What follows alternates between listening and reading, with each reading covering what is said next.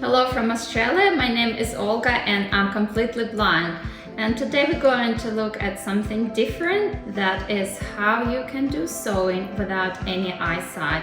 And please meet Penny. Hi! She is my sewing teacher. She is awesome and she's helping me with all my crazy sewing projects. There's a lot of crazy sewing projects. And I guess the main thing to keep in mind is that this video is not so much about teaching anyone to sew, although you definitely will pick up some tips and tricks how to do sewing without eyesight, but mainly about just expand your boundaries, just try new things. It's about challenging yourself. I'm really into making costumes. It lets me to express my creativity, and this is one of the Christmas costumes that I have made fully by myself. So it's a Christmas tree outfit.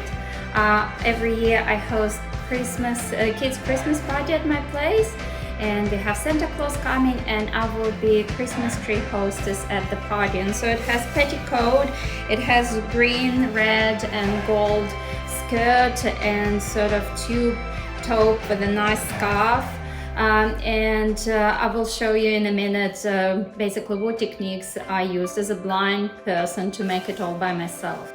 So I have been teaching people to sew for nearly 2 decades, one way or the other. I've always worked in the sewing industry, and I have my own little business where I repair sewing machines and teach people how to sew.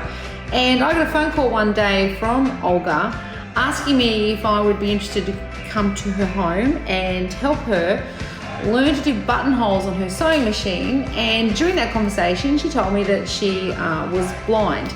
And normally I don't actually travel to people's homes to teach. So it was a little bit out of my comfort zone, even at the start of the conversation. And then when Olga said that she was blind, it wasn't a deterrent for me. In fact, it was an incentive for me to break my own rule and travel out of the store. So I came over and met Olga and was quite impressed by how determined she was to do it.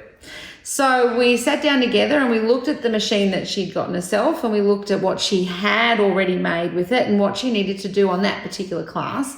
And we looked at what challenges she had to face in order to be able to get what she wanted done. And we worked through them together to resolve them.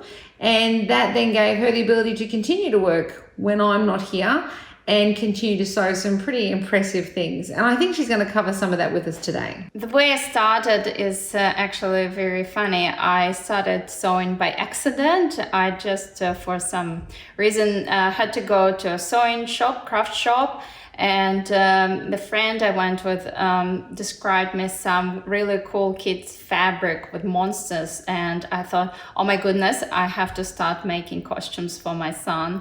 And that sparkled the whole idea of sewing. And I asked my mother-in-law to demonstrate how to use her sewing machine, and it was a disaster because my major issue was how to thread it. But then as I went to a different craft shop, the shopping assistant was really good, and she sort of thought out of the box, and she said, well, have you ever considered self-threading sewing machine? And oh my goodness, it was life-changing. Let's have a look how it works. So I'm going to thread the machine. Unfortunately, you still have to guide the thread to your needle, but then all you do is you press the lever and it gets your thread through. Okay, I'm almost there. Okay, so it feels differently when it works and when it doesn't. And it's, I just need to, and it's in. So as I turn the sewing machine on, it automatically sets to stitch 1, which is most commonly used, at least by me. And if I want to choose, let's say, overlocking stitch, I would rotate the dial and count beeps until I count to 10.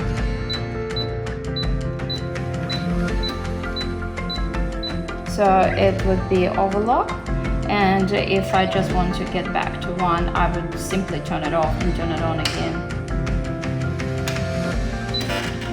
So to guide my fabric so it goes straight and makes a straight seam, Penny was very clever to suggest putting on some tactile stickers, and I can line my fabric along those stickers and do sewing that way. Another feature that I like of this machine, by the way, it's Penny, what is the machine? It is a TY600C. Thank you. So what I like is that you can choose very easily how fast you go, and if I set my speed at sort of lowest level, no matter how hard I press with my foot on the pedal, it doesn't go really fast. So if you're only starting like me, that's a good pace, or usually I would just select the middle pace.